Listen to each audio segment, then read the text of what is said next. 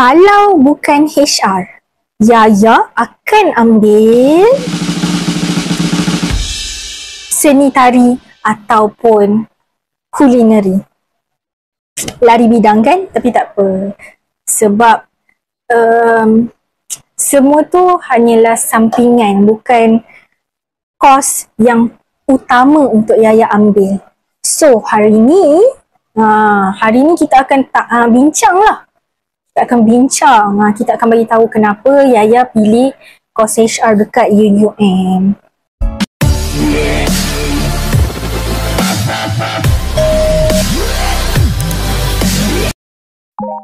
Hai korang, Assalamualaikum, welcome back to my YouTube channel. So hari ni konten kita, Yaya hanya nak borak santai ke.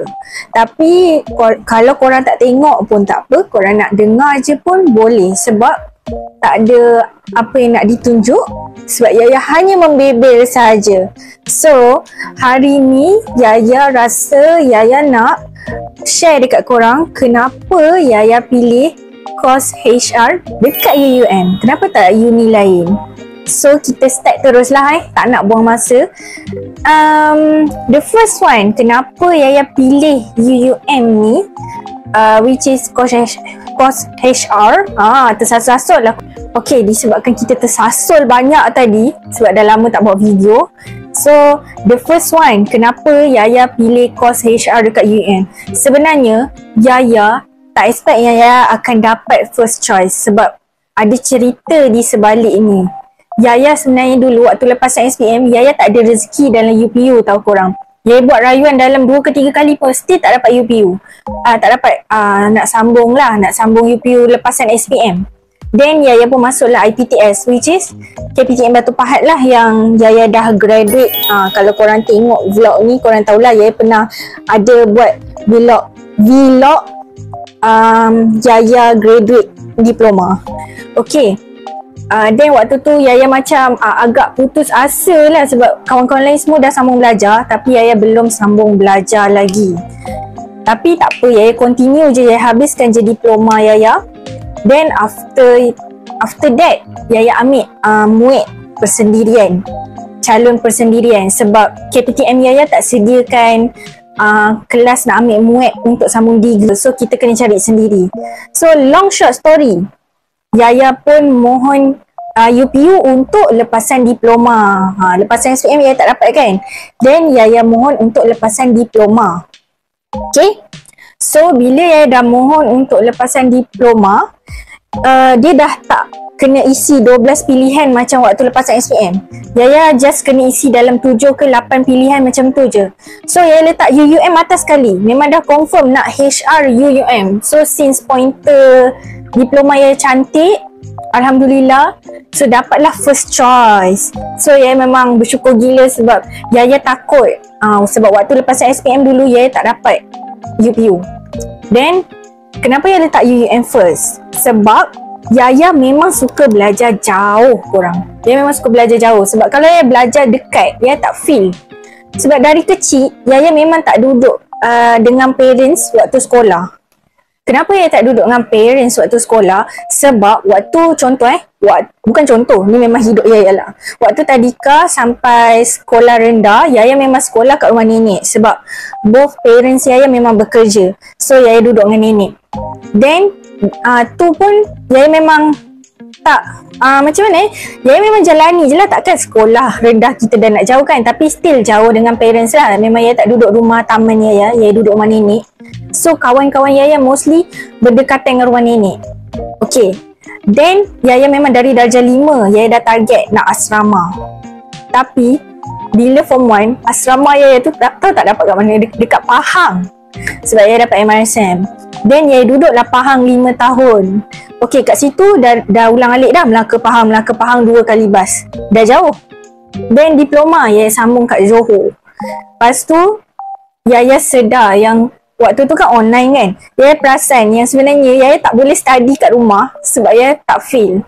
So setiap kali kalau Yaya kena balik rumah, Yaya tak ada rasa nak buat kerja sekolah. Dari sekolah menengah jugalah, kalau balik cuti ke apa, Yaya memang tak buat kerja sekolah kat rumah. Esok nak sekolah tu, malam tu prep malam, baru Yaya buat kerja sekolah. Sebab Yaya rasa kat rumah Yaya tak dapat feel untuk belajar. Then Yaya lagi satu, Yaya dah pernah tekad lah waktu tu 2012 bukanlah tekad, dia macam terdetik dalam hati. Time tu Yaya masih ada, sekolah rendah Yaya masih ada subjek kajian tempatan. Siapa yang pernah ambil subjek tu, dia tahulah subjek tu pernah ada silibus sekolah rendah dulu, kajian tempatan, civic dan kewarganegaraan bagai tu. Sebelum wujudnya reka bentuk RBT sekarang ni, dulu kita orang kemahiran hidup, kajian tempatan semua tahu. Dan waktu tu kajian tempatan ni dia macam belajar sejarah zaman neopolitik lah, geografi macam tu. So ada satu time tu Yaya ternampak dalam buku teks darjah 4 Yaya time tu, Gua Kelam Perlis. Then dari situlah Yaya terdetik macam, okay, aku teringin lah nak belajar dekat utara macam tu. Tapi Yaya tak spesifikkan lah sama ada Yaya nak Penang ke Perlis ke Kedah ke macam tu. Tapi just teringin nak pergilah sebab Yaya dah terbaca Gua Kelam Perlis Indera Kayangan macam tu. Lepas tu Yaya macam bila dapat UUM tu, Yaya rasa macam, oh, this is my dream once upon a time. Sebab waktu darjah 4 tu Yaya memang ada terfikir terdetik gitu je lah. Tapi sebab utama yang lain adalah Yaya dah terbiasa berdikari. So bila Yaya terbiasa berdikari ni, kita lagi rasa nak merantau jauh cari pengalaman. So itu adalah sebab pertama kenapa Yaya nak UUM lah. Basically tak ada macam related sangat dengan HR. Yaya ambil HR degree sebab dari diploma Yaya dah ambil HR. So Yaya tak nak lari bidang lah, senang cerita. Di samping itu, sebab saya suka belajar jauh, itu je point utama dia. Jiwa Yaya memang bukan belajar dekat negeri sendiri, tapi mungkin lepas habis degree nanti Yaya akan kembali ke Melaka dan kerja kat situ. Saya nak duduk situ je. Sebab saya dah almost 11 ke 12 tahun merantau dari kecil, duduk negeri orang, tak duduk sangat dengan parents. Jumpa parents pun time cuti panjang, macam tu je. Okay, lupa nak tambah sikit sebenarnya. Lagi satu, bila Yaya belajar dekat berbeza-beza negeri ni, Yaya senang adapt sebenarnya dengan situation. Kau campak lah Yaya kat mana pun, Yaya boleh. Kecuali dekat negara yang aku tak faham langsung lah bahasa dia, tak boleh lah Yaya nak survive macam tu. Tapi setakat dalam Malaysia, Yaya sentiasa yakin yang selagi Allah ada, doa mak ayah Yaya ada, mak ayah Yaya pun tak ada masalah Yaya nak belajar jauh. So selagi itulah Yaya okay. So Yaya dapat kenal setiap budaya, makanan negeri ni macam mana, apa benda yang menarik kat negeri-negeri ni.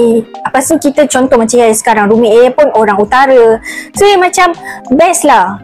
Yaya just enjoy je benda tu, proses tu. Okay, second point ni baru the real macam kenapa Yaya pilih course HR lah. Tak kisahlah kalau Yaya belajar kat tempat lain pun kenapa. Sebenarnya waktu lepas SPM, disebabkan dia relate tau dengan point first tadi. Kenapa? Sebab Yaya tak dapat UPU kan. So kat situ Yaya dah macam, course apa yang aku nak ambil sebab kalau macam Yaya cakap awal video tadi, kalau Yaya tak ambil HR, mungkin Yaya akan ambil course yang Yaya minat, which is tak dapat support daripada ayah Yaya lah. Sebab Yaya kata semua tu boleh jadi sampingan. So time tu Yaya dah macam buntu sebab tengok kawan-kawan lain semua dah sambung. Ada yang dapat asasi, ada yang dapat matrik, STPM, tapi Yaya kat rumah lagi. So tiba-tiba lah Yaya sebenarnya mohon kat KPTM tu course nurse. Lepas tu pendidik awal kanak-kanak. Lepas tu Yaya ada mohon tourism kot, pelancongan. Tapi tiba-tiba dapat surat tawaran keluar, you are offered diploma in human resource management. Time tu Yaya memang tak tahu human resource tu apa, sumber manusia tu apa, Yaya memang tak tahu. So kenapa Yaya sambung lagi dalam HR ni?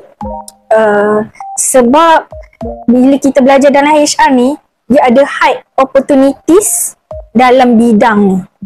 Bidang kita nak bekerja ni, senanglah dapat kat mana-mana sebab kau kerjalah kat mana pun, kau pergilah company mana ke, kilang tak kisah besar ke kecil, HR ni tetap diperlukan. So macam senanglah. Kalau contoh korang rasa korang buntu kan, one day, kalau contoh korang nak ambil HR, korang tak tahu korang akan kerja apa. Sebenarnya HR banyak bidang. Sama ada korang nak bekerja under recruitment and selection, korang hire pekerja. Korang nak bekerja under safety, still under HR, safety and health. Lepas tu, korang nak kira gaji, korang boleh duduk under compensation and benefit. Korang duduklah kira payroll pekerja korang. Tak pun, korang boleh jadi HR assistant. Ataupun kalau korang tak tahu, korang jadilah HR officer. Kalau korang tak tahu lagi, banyak lagi bidang. Korang nak buat macam korang kerja under training and development, still under HR. Senang cerita, bila korang duduk dalam bidang HR, dia sebenarnya bidang ni macam saya cakap kan, korang pergi mana-mana company, korang pergi mana-mana kilang ke, company kecil ke, company besar, private, swasta, benda tu still perlukan HR dalam company diorang. So senang cerita, dia adalah salah satu course atau bidang yang secure dan relevan lah untuk masa akan datang, sebab dia memang akan tetap ada dan ada dan ada. Dia bukan macam tiba-tiba kos ni dimansuhkan, tak. Sebab bagi saya, sumber manusia ni memang diperlukan dekat setiap company. So untuk point last ni, saya nak selit sikit lah. Sebenarnya Yaya memang tak pernah terdetik nak ambil HR, tapi mungkin ini adalah salah satu jalan yang Allah buka untuk Yaya supaya Yaya jalani. Yaya follow the flow, walaupun pada awalnya Yaya pun tak nampak yang sebenarnya diri Yaya ni boleh pergi ke arah mana, boleh ambil course apa. Sebab Yaya pernah tanya mak Yaya pernah persoalkan lah, kenapa Tasha kena sambung belajar, kenapa Yaya kena sambung belajar, kenapa Yaya tak boleh ke Yaya sampai diploma je, kenapa kena sambung degree, macam tu, tak boleh takat tu je ke. Lepas tu ada satu ayat mak Yaya ni yang buat Yaya rasa macam terfikir dua kali lah. Okay, kenapa aku kena sambung? Sebab mama cakap waktu dulu dia nak sambung belajar, tapi sebabkan keuangan tak mencukupi. Sebab dia mama ni orang Indonesia tau, so kerajaan sana dengan sini dia termasuk politik, tapi bukan politik tak sama lah. Macam ni peluang tu tak sama macam negara kita. Kalau kat sini kita nak belajar tak mampu, subsidi kerajaan ada, kerajaan tanggung. Kalau macam tak ada duit langsung, kita ada PTPTN, kita ada pinjaman mara, kita ada JPA. Kita tinggal belajar je. So kenapa macam tak nak lagi? Tapi kalau korang kat sini tengok ni, korang janganlah rasa Yaya ni downkan korang yang tak sambung belajar. Sebab Yaya faham je, kita ada keadaan yang kadang tak mengizinkan untuk kita sambung. So kalau mana yang ada peluang tu dan tak ada apa-apa masalah kan, korang punya peluang untuk sambung belajar tu tinggi, korang sambung je. Janganlah kita rasa kalau kita tak sambung belajar, kita bodoh, kita tak sama level pendidikan dengan orang yang sambung belajar. Bukan, tapi yelah, keadaan family ke apa ke berbeza-beza. Cuma Yaya nak memberi pengetahuan je lah kenapa mak Yaya cakap macam tu. Sebab dulu dia tak dapat peluang tu, then dia rasa Yaya boleh bawa. Sebab ayah Yaya pun mampu kalau Yaya nak sambung belajar. So kenapa Yaya bagi alasan untuk Yaya tak sambung belajar? So tu time tu macam perbualan antara mak dengan anak lah, macam tu. Okay, ni dah masuk last point lah, point yang ketiga. Setelah saya dah membebel banyak dekat point nombor 1 dan nombor 2. So kenapa lagi satu sebab Yaya ambil course HR kat UUM, sebab Yaya rasa HR dekat UUM ni, UUM sendiri, dia ada strong HR program dan environment yang baik lah. Macam bukan nak kata uni lain tak baik, tapi sebab kat sini dia universiti pengurusan. So bila universiti pengurusan tu, kita orang akan terbiasa berpakaian corporate pergi kelas. Macam pakaian tu formal. Kita orang mana boleh pakai jeans, kita orang tak boleh pakai sandal yang terbuka, kena kasut tertutup. Jeans tu paling tak boleh lah. Korang kena pakai macam contoh lelaki Sebab lelaki spesifik sikit. Kalau perempuan ni dia banyak baju kan, dia ada blouse, dia ada boleh nak pakai blazer. Tapi kalau macam lelaki, pelajar lelaki kat UM, korang kena pakai kemeja, tie, seluar slack, kasut PVC atau kulit. Korang tak boleh nak sesuka hati pergi pakai t-shirt, pergi kelas pakai t-shirt. Tak, kalau ada certain lecturer tu kan, dia macam akan tegur je, bang kenapa pakai t-shirt tak pun dia tak bagilah masuk kelas dia, ataupun dia suruh tukar. Macam tu lah. Sebab dia pernah tengok juga antara classmate yang waktu sem awal-awal dulu, sem 1, sem 2, tak boleh. Kau kena pakai kemeja, pakai tie. So dari situ dia akan terbiasakan, membiasakan korang, dan korang pun akan berdisiplin bila korang masuk kerja nanti. Bukan nak, sebab macam ni UUM ni dia punya pemakaian strict sikit lah. Strict sikit. So kalau korang terlanggar sikit, maybe kalau ikut lecturer lah, lecturer tak kasih masuk kelas ke apa. Then pensyarah pun, kalau macam Yaya kan course HR kan, pensyarah dekat UM pun supportive. So kalau ada subjek yang boleh macam korang kena ambil subjek-subjek tersebut, ada subjek yang korang akan nampak real situation bila korang bekerja nanti. Macam contoh, macam mana korang nak handle program, macam mana korang nak buat training dekat pekerja, then macam mana korang nak conduct IV session. And then mungkin juga kalau korang ambil Human Resource Information System punya subjek, korang akan belajar macam mana pula teknologi ni digunakan dalam bidang HR. So macam agak menarik sebenarnya. Sebab awal-awal dulu ya tak nampak sangat, tapi bila Yaya dah sem-sem atas ni, subjek kita pun lagi hardcore, baru kita macam lagi boleh relate lah. Oh nanti aku bekerja macam ni lah yang aku akan apply, macam tu. Then kalau korang rajin kat UUM ni, dia ada banyak kelab, tapi Yaya akan sebut sikit lah berkaitan HR. Kalau korang course HR, korang boleh masuk Human Resource Management Club. Then nanti korang boleh lah buat program korang. Dari situ korang boleh terbiasa macam mana nak buat kertas kerja, macam mana korang nak handle program pula.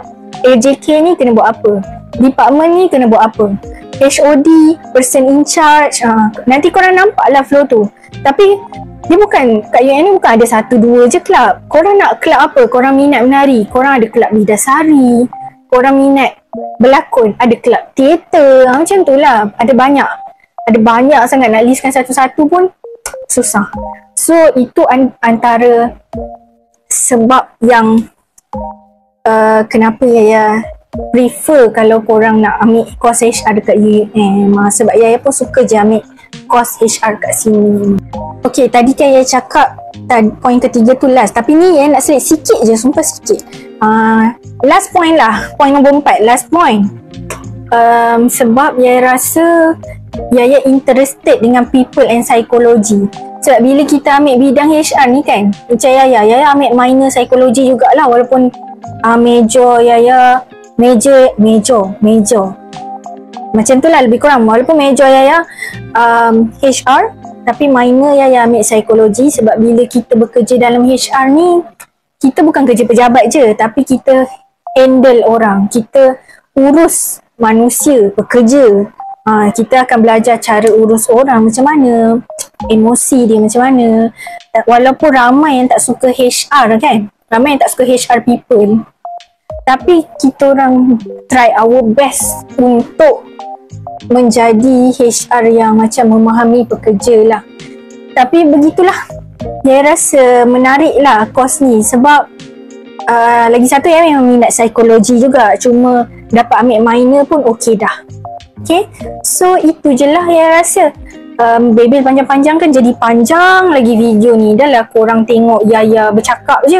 So sebab tu Yaya cakap tadi, korang mendengar je lah, korang tak payah tengok pun tak apa, sebab Yaya memang hanya bercakap je dalam video kali ni. So itu je lah konten kita pada kali ni. Kalau Monday korang rasa korang buntu nak ambil course apa, HR ni pun salah satu course yang menarik juga. Korang kalau macam tak semestinya korang ambil course ni, nanti korang habis belajar korang tak ada kerja. Tak ada, korang mesti ada kerja. Selagi korang yakin dan percaya yang korang boleh hadap segala benda yang walaupun korang rasa susah, semua benda akan ada penyelesaian. Macam tu. So kalau rasa ragu-ragu nak pilih course apa, HR pun one of the best course lah. Macam tu. So itu je lah konten kita pada kali ni. Don't forget to give a huge thumbs up, like, comment, share and subscribe. Ting ting ting. See you guys on the next video. Bye bye. Push pushing.